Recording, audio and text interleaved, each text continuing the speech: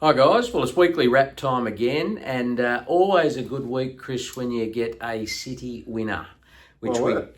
which we got with Sir Artie on Wednesday at Warwick Farm, coming home with a wet sail and beating the short price favourite. Yeah, he was ultra impressive again, wasn't he? The concern going into that race was the favourite getting an easy, soft lead and giving him a bit of a start. But look, it did actually pan out that way, so it was a bit concerning throughout the run. But I thought Zach Waddick, who was on board claiming his 3 kilos, he rode him particularly well. He was patient early after he was a bit tardy out of the gates. Didn't panic, but had him in a nice position, sort of midfield. And the other one, the leader did get away on us, that favourite, and put a really strong kick on. But Sir Artie was ultra impressive in his closing sectionals and managed to nab him on the line for his 5th career win. So congratulations to all those owners. I was, particularly wrapped for all of you. Yeah, and what's even more pleasing is they gapped the rest of the field, so he'll look to step back to Saturday grade, which will be nice. And I think if he continues to run like that, he's not far away from winning one. So I'm sure there's more in store for him. He's a horse who's been working through his grades really well, and first run for Annabelle and Rob, and nice to see him salute like that and produce such a slashing return. Absolutely, no. So very exciting. The other one to mention this week was Firm Agreement, who was on debut in Newcastle on Tuesday, and he got a very tight, close second. Fantastic run. Probably not run. The race wasn't run to suit him, and he was meant to be behind the favourite, and he was in front of him, so he towed him into it. But still an excellent run, and he's going to be hard to beat next up. Yeah, I think he threw the race plans out the window, didn't he? The way he got out of the gates. He's been known to be very lazy out of the gates and quite tardy into stride. So that's where we're expecting to be at the back. But when it came to race day, making his debut, he thought he'd put his best foot forward and flew the gates, and was there following the leader. So he hit the front very early and was a bit of a sitting duck. Just got nabbed on the line by a neck. So really good, solid debut effort from him. So pleased with that, and looking forward to his next start now. No, it'll be very exciting. So it was good to see him get underway. But moving on to this week, and I don't think I've said this for quite some time, but no racing this week. I can't remember that ever. No, which is a little unusual. But what we do have is a number of trialists. So as we get closer to the spring carnival everywhere. So on Monday at Randwick, we have Marzu, who's he's having his second trial before stepping out in the shorts. Most likely. So it'd be good to see him sort of kick it up a gear this time. Yeah, it would. He's obviously he's been a bit of a stalwart, 8 wins and close. What 7.9 million in prize money for him so far in his career. Be lovely to see a bit of wet weather return. We've had plenty, but now it's bone dry. That's always working in his favour when we can find some bit of moisture in the ground. But and I guess, look, that might be part of the plan, this preparation, as well as if we can see opportunities where we can find some wet tracks, well then we'll certainly target that. But look, he always runs well on a good track as well. So really looking forward to seeing him get underway again. Second trial this time through, so he'll be allowed to stride a bit more, and that'll top him off nicely. No, Joe's pretty happy with him too, so it'll be great to see what he can do this prep.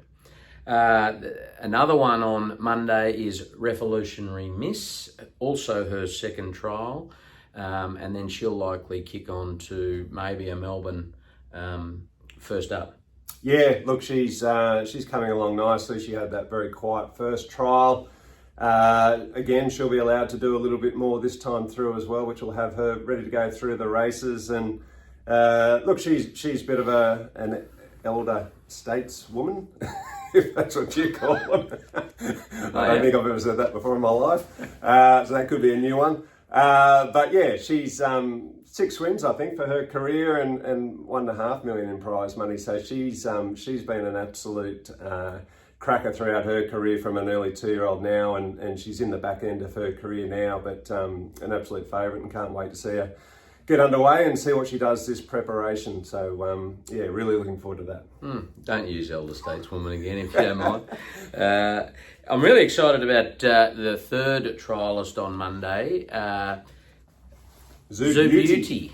So look, the owners have been very patient with her. She's been coming back from an injury, but I think based on what the discussions I had with Rob out there, he said she looks really, really good. She's put on some condition, and mentally she seems a little calmer as well. So looking forward to seeing her step out for her first trial, and be great to get her to the races. Yeah, certainly will. I think, look, she's just been one of those slower maturing types, and she's, mentally maturing more now, and that's what you're alluding to there with what Rob's been saying, and physically starting to thicken up and all that as well. So you can just see that maturing happening before your eyes almost, and that's exactly what we need for her. Geez, you articulated that better than I did. I struggled that one. So well done. Thank you. You're the elder statesman. Yes, correct. So look, that's it. We potentially have a few more trialists next Friday at Warwick Farm, but we'll cover that off at some point next week. Moving on to red hot tip time. Oh, and haven't you been waiting for this segment? Oh dear. Should have seen this bloke on Monday entering the office. He was up on his toes, crowing about.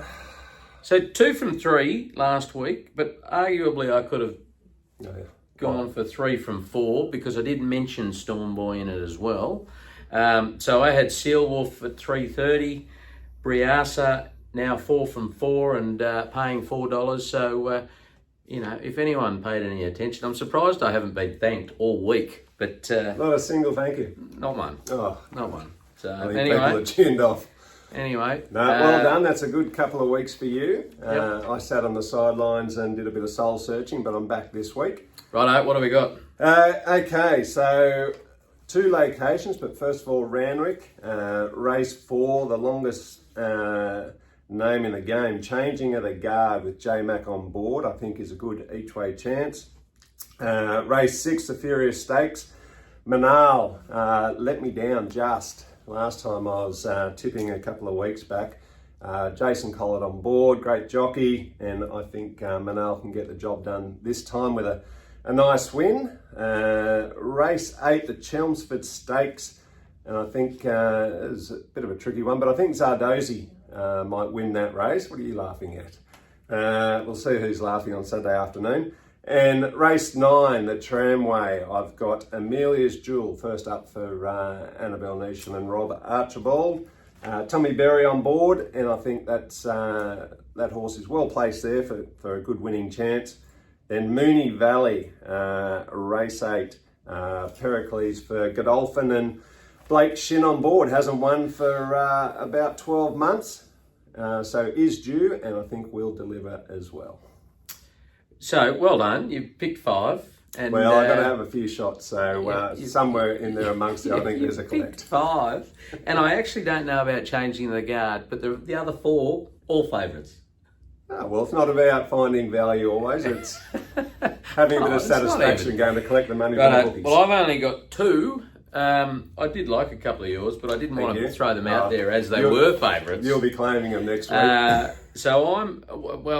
So I was a bit torn with the race 9, the Tramway. I really like Amelia's Jewel. I thought probably a little too short for me, and I'm not 100% certain she's going to love it that way around. She might take a little time. She's been running the other way.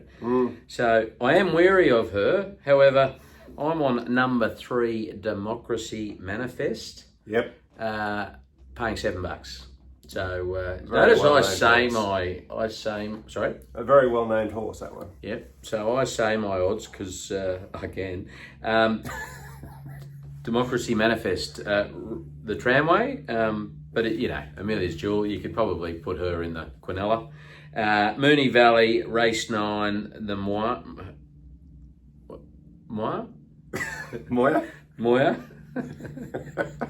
The Moya Stakes. Again, not on a favourite. You didn't just have a little stroke, did you? I'm on number 6, Estriella. Oh, yes. So paying about $4, I think, at the moment. And not necessarily a tip, but I am really looking forward to seeing Giga kick in the Concord after That'll be being out interesting, for won't so it? long. Yeah, So, great race.